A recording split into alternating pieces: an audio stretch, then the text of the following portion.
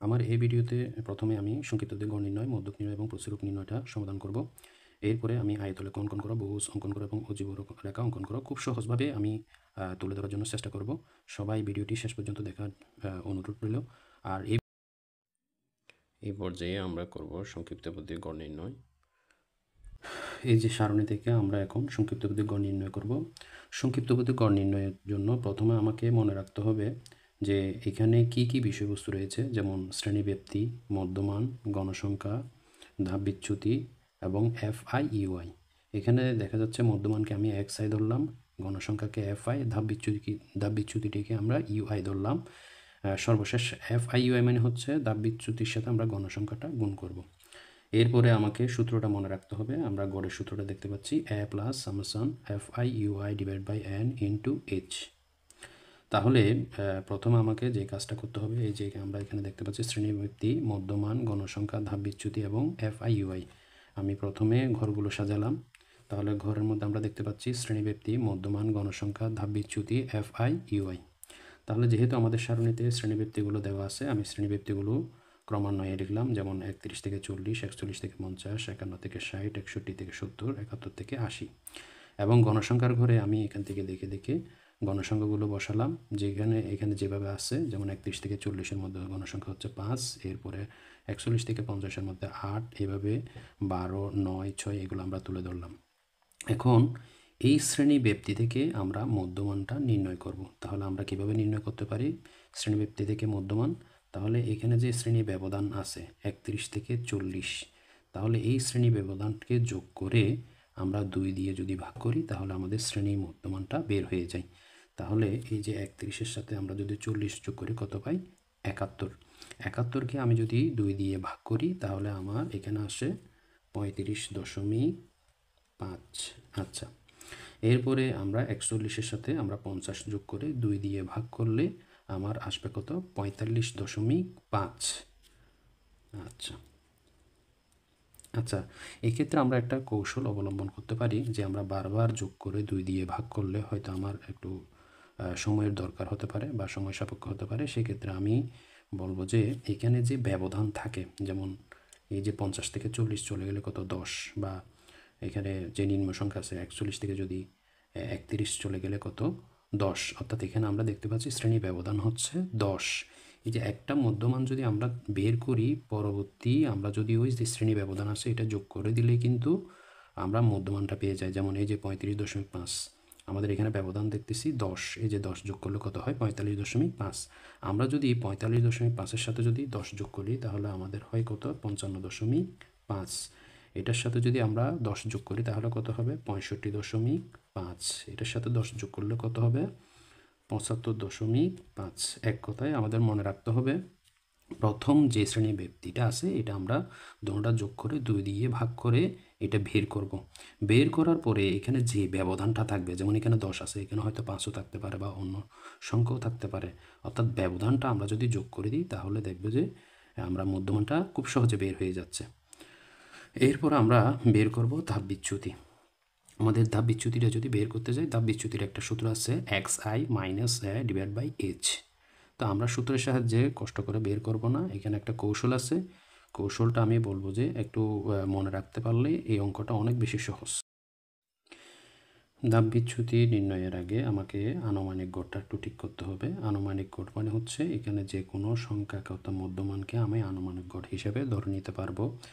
তবে আমরা যে কোনো সংখ্যার ক্ষেত্রে সবচেয়ে সহজ হয় ঠিক মাঝখানের গণসংখ্যা বরাবর মধ্যমানকে আনুমানিক গড় ধরা। তাহলে আমরা এখানে এই মাঝখানে পাচ্ছি কত? 55.5। এটাকে আমরা ধরলাম। যে বরাবর আমরা আনুমানিক গড় ধরলাম সে বরাবর আমরা ধাপ বিচ্যুতি চলে যাব। ধাপ বিচ্যুতি চলে যাওয়ার পর ওইখানে আমরা শূন্য বসাবো। শূন্য বসিয়ে উপরের দিকে যত যাবে তখন সবগুলো আমরা কি করব? -1, -2, -3 এভাবে ঋণাত্মক সংখ্যাগুলো উপরের দিকে উঠবে। আর শূন্যের নিচে যেগুলো থাকবে আমরা 1, 2, 3, যদি এরপরে আরও ঘর থাকে তাহলে 4, 5 এভাবে লিখতে থাকবো। তাহলে আমরা এখানে কি পাচ্ছি যে শূন্যের উপরে আমরা কি লিখব? -1, -2। তাহলে আরও যদি ঘর থাকতো তাহলে কি হতো? -3 হতো, এরপরে -4 হতো। এবার এদিকে খেয়াল করো যে শূন্যের পরে আমরা 1 2, তাহলে যেহেতু আর নাই তাহলে আর লিখতে হচ্ছে না, যদি থাকতো তাহলে 3 4 5 এভাবে আসতো। এটা একটা কৌশল আমরা সবসময় মানে যেহেতু পরীক্ষা একটা প্রতিযোগিতার, আমরা এই কৌশলটা মনে রাখার চেষ্টা করব। যে আমি আরেকবার রিপিট করতেছি যে মধ্যমান যেটা আছে এখান থেকে আমরা আনুমানিক গড় নিব। আনুমানিক গড়টা আমরা নিব যে ঠিক মাঝখানে যে গণসংখ্যাটা আছে ওটা বরাবর মধ্যমানকে আমরা ধরবো, অর্থাৎ আনুমানিক গড় ধরবো। ওটা বরাবর আমরা ধাপ বিচ্যুতি শূন্য লিখব এবং উপরের দিকে -1 -2 এভাবে আমরা যেতে থাকবো। আর শূন্যের নিচে 1 2 আরও থাকলে 3 এভাবে। তো এরপরের কাজ হচ্ছে আমাদের FI/UI নির্ণয় করা, অর্থাৎ গণসংখ্যার সাথে ধাপ বিচ্যুতি গুণ করা। তাহলে আমরা গুণ করে কি পাই দেখি। 5 দুগুণে কত? 10, প্লাসে মাইনাসে মাইনাস, 8 একে 8, প্লাসে মাইনাসে মাইনাস, 12 সাথে 0 গুণ করলে কত হয়? 0, 9 একে 9, 6 দুগুণে কত? 12। আচ্ছা, এখানে আমরা দেখতে পাচ্ছি দুইটা সংখ্যা আমরা মাইনাস পেয়েছি আর দুইটা সংখ্যা প্লাস। সেক্ষেত্রে আমরা মাইনাসগুলো, যেহেতু মাইনাসে মাইনাসে প্লাস, মাইনাসগুলো একটা যোগ করব। তাহলে মাইনাসগুলো যোগ করে কত পাই? 10 আর 8 কত? 18। যেহেতু মাইনাস চিহ্ন তাহলে আমি মাইনাস চিহ্ন দিলাম। আর এখানে প্লাসগুলো আমরা যোগ করব। 9 এবং 12 কত হয়? 21, এটা প্লাস।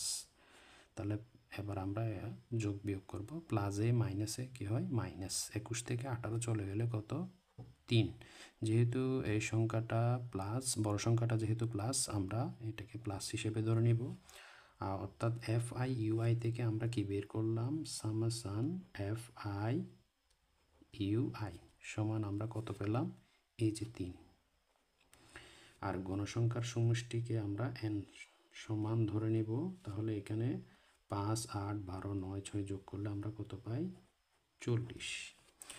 এখান থেকে আমরা সামেশন FI/UI এবং n এর মান বের করার পরে সরাসরি আমরা গড়ের সূত্র দিয়ে আমরা সংক্ষিপ্ত গড় নির্ণয়টা করতে পারবো। তাহলে আমি প্রথমে সূত্রটা লিখতেছি।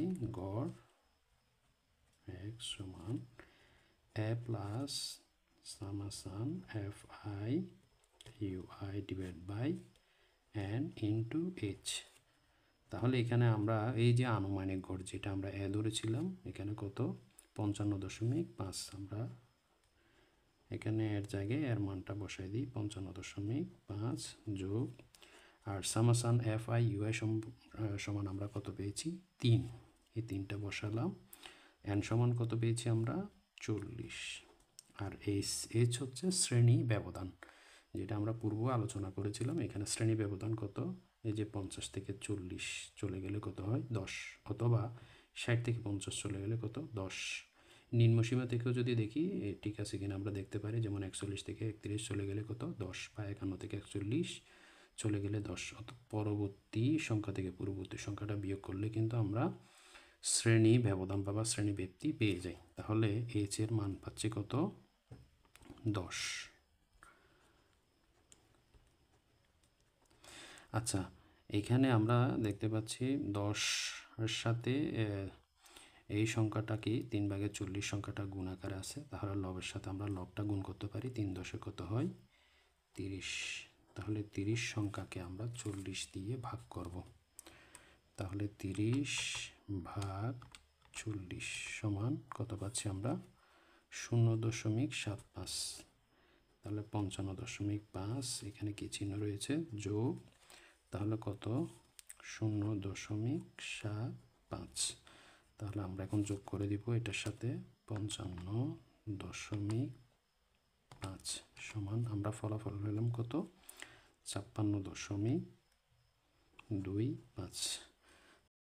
আমি সংক্ষেপে আরেকবার আলোচনা করতেছি। আমরা এখানে যে গণসারণী দেখতে পাচ্ছি, গণসারণী থেকে যদি আমি সংক্ষিপ্ত গড় নির্ণয় করতে যাই তাহলে প্রথমে আমাকে মনে রাখতে হবে শ্রেণীব্যাপ্তি, মধ্যমান, গণসংখ্যা, ধাপ বিচ্যুতি এবং FI/UI বের করতে হবে এবং আমার গড়ের সূত্রটা মুখস্থ রাখতে হবে।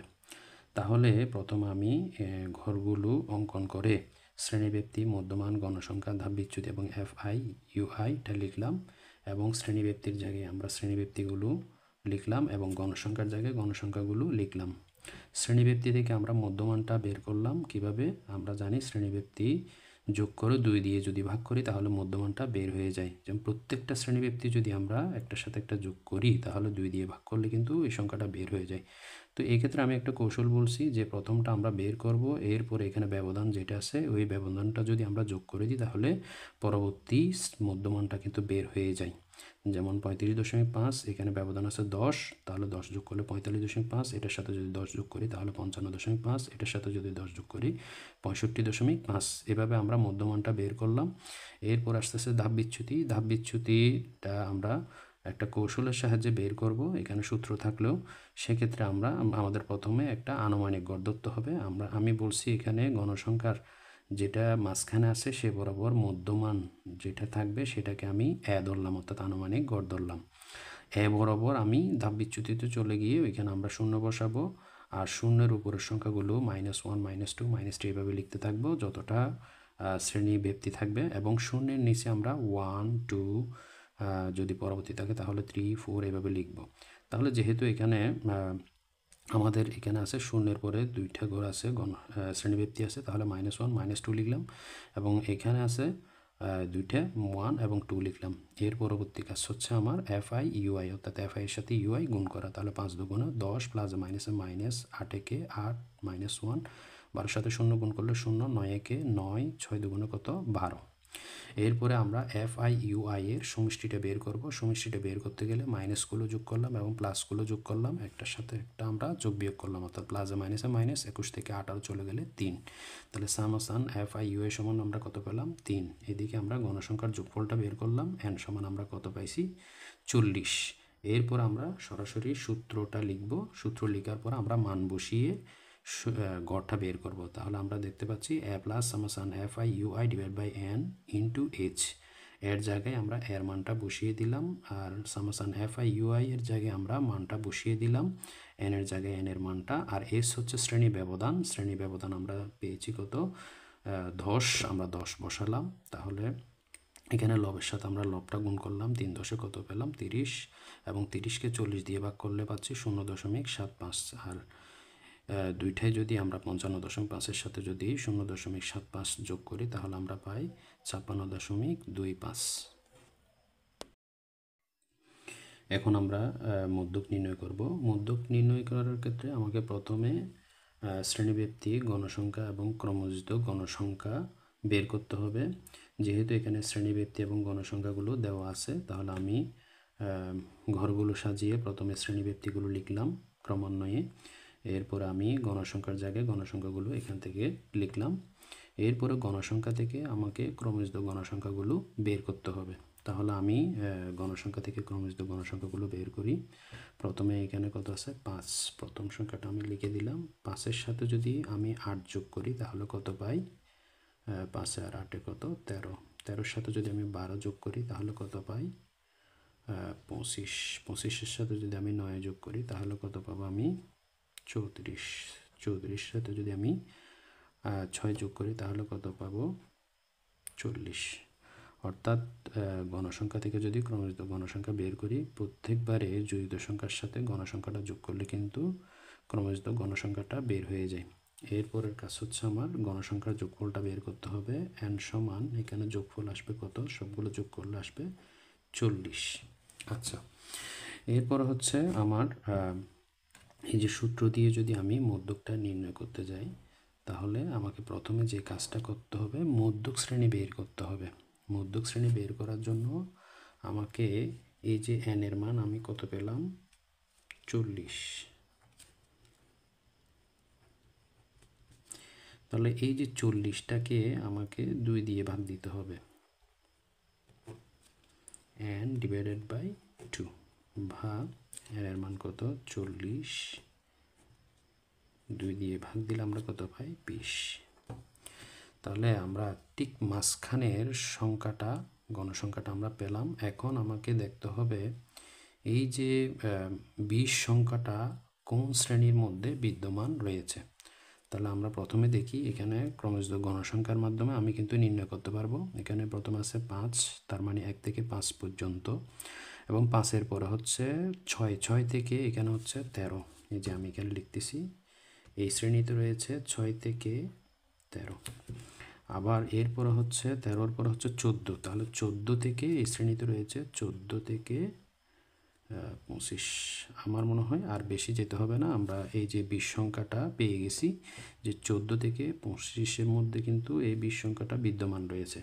তার মানে হচ্ছে 20 সংখ্যাটা যেই শ্রেণীতে বিদ্যমান রয়েছে সেটাই হচ্ছে মধ্যক শ্রেণী। তাহলে আমরা মধ্যক শ্রেণী হিসেবে কি পাচ্ছি? 51 থেকে 60। তাহলে আমরা এখানে লিখতে পারি 20 সংখ্যাটি 51 থেকে 60 শ্রেণীতে বিদ্যমান রয়েছে। সুতরাং মধ্যক শ্রেণী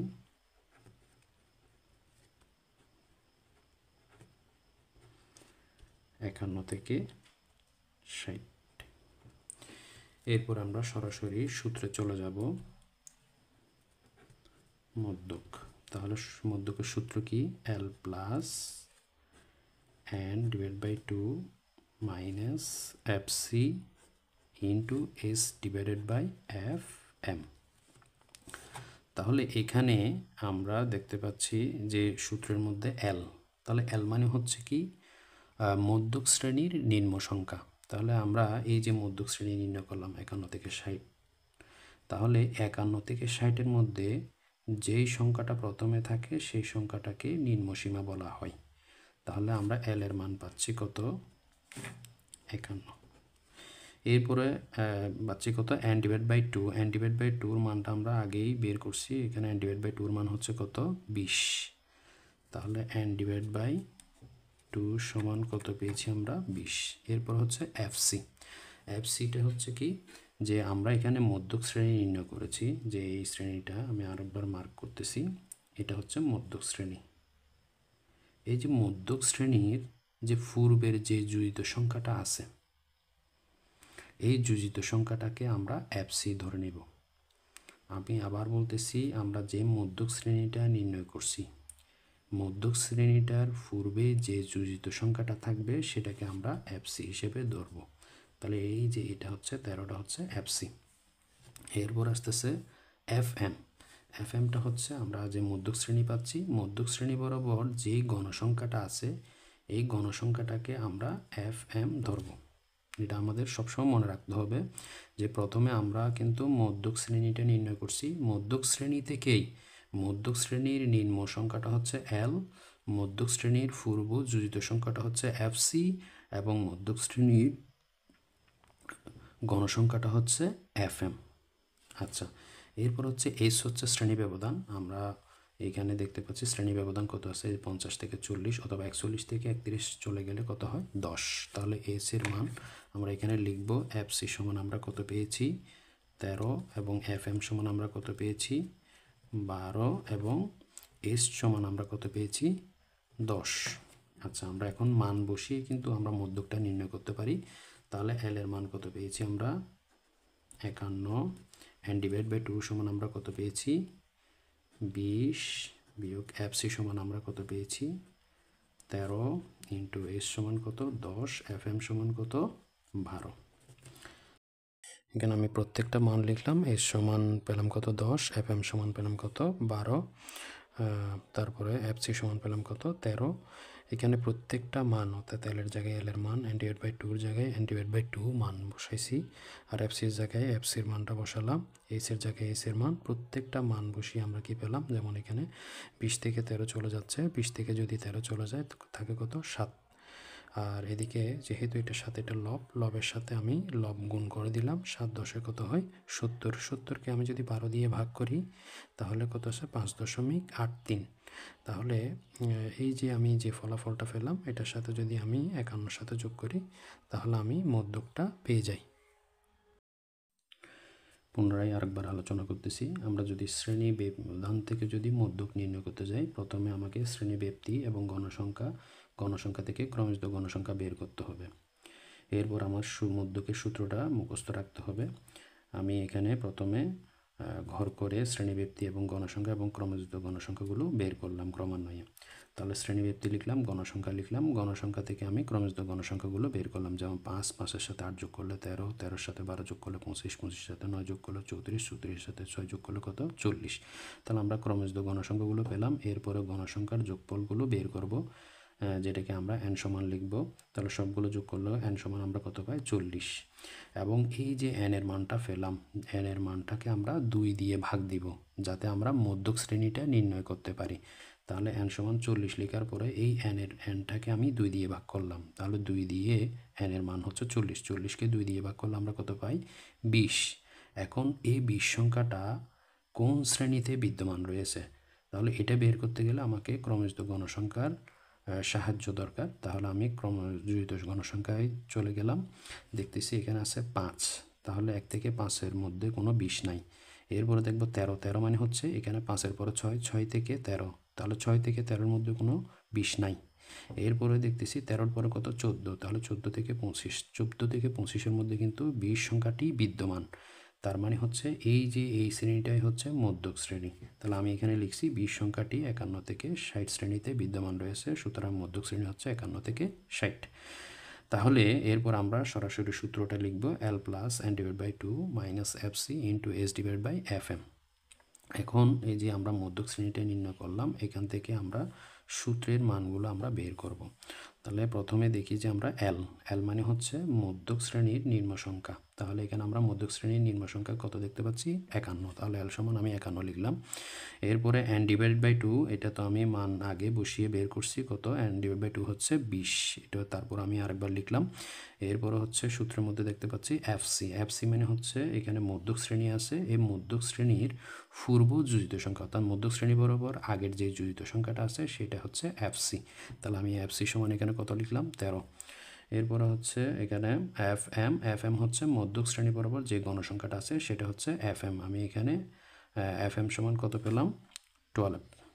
আচ্ছা, এরপর হচ্ছে H হচ্ছে শ্রেণী ব্যবধান। তাহলে শ্রেণী ব্যবধান এখানে আমরা দেখতে পাচ্ছি যে 50 থেকে 40 চলে গেলে 10, অথবা 60 থেকে 50 চলে গেলে 10।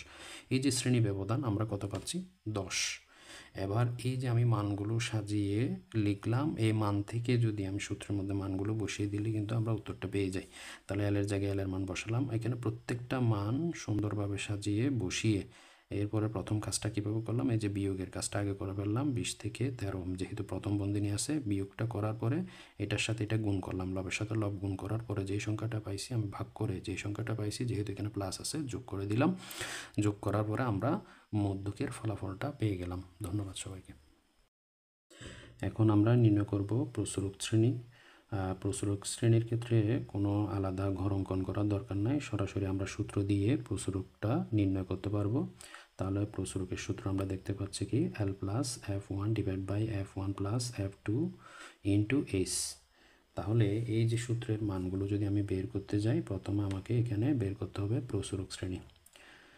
প্রসরক শ্রেণী নির্ণয় করাটা অনেক সহজ। আমরা এখানে দেখতে পাচ্ছি যে গণসংখ্যাগুলো আছে, গণসংখ্যার মধ্যে সবচেয়ে বেশি গণসংখ্যা আছে কত? 12। অর্থাৎ সবচেয়ে বেশি যে গণসংখ্যাটা রয়েছে সেই বরাবর যে শ্রেণী ব্যক্তিটা থাকবে সেটাকে বলা হয় প্রসরক শ্রেণী। তাহলে এখানে 12 বরাবর যে এখানে সবচেয়ে বেশি গণসংখ্যা আছে 12, 12 বরাবর শ্রেণী ব্যক্তি রয়েছে কত? 51 থেকে 61। তাহলে আমরা এখানে লিখতে পারি যে সারণীতে সর্বাধিক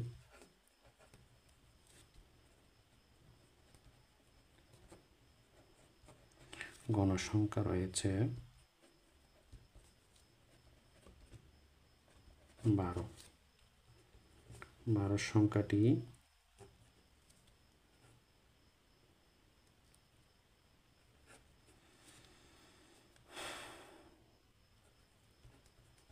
একান্ন থেকে 61 শ্রেণীতে বিদ্যমান।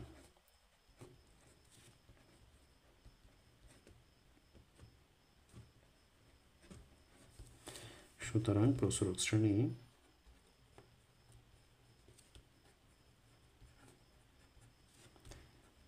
একান্ন থেকে 60। এখানে এই কথাটি না লিখলেও চলবে, তারপরেও আমি অঙ্কের সৌন্দর্যের জন্য এটা তুলে ধরলাম সহজার্থে। তাহলে এখানে দেখতে পাচ্ছি প্রচুরক শ্রেণী পেলাম কত 51 থেকে 60।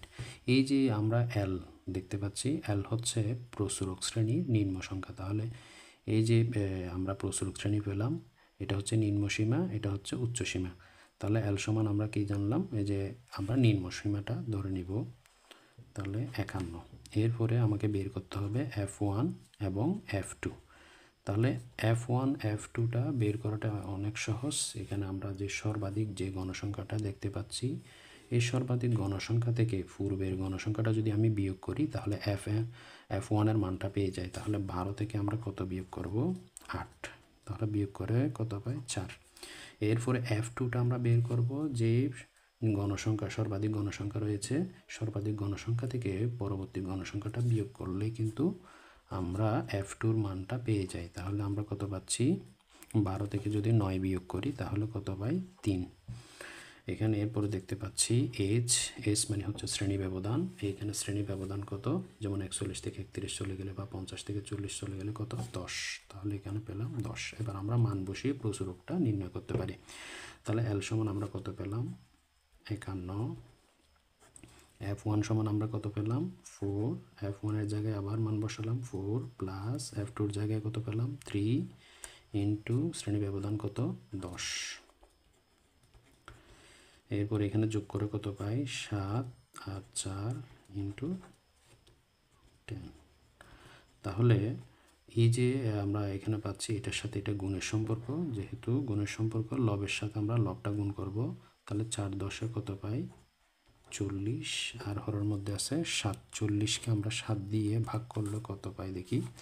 তাহলে 40 ভাগ 7 সমান আমরা পাচ্ছি 5.714। এখানে আরও সংখ্যা রয়েছে, তাহলে আমরা দুইটা সংখ্যা নিলে হয়ে যাবে।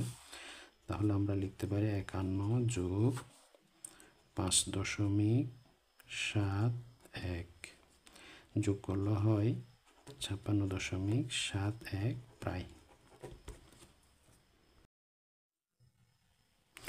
সংক্ষেপে আমি আরেকবার আলোচনা করতেছি। প্রচুরক নির্ণয়ের জন্য এখানে আলাদা কোনো ঘর করার দরকার নাই, সরাসরি আমরা সূত্রটা লিখব। সূত্র লেখার পরে আমাকে দেখতে হবে যে এখানে সবচেয়ে গণসংখ্যা কোথায় বেশি আছে। তাহলে আমরা দেখতে পাচ্ছি এখানে সবচেয়ে গণসংখ্যা আছে, বেশি আছে 12 বরাবর যে শ্রেণীটা রয়েছে, এই শ্রেণীটা হচ্ছে প্রচুরক শ্রেণী।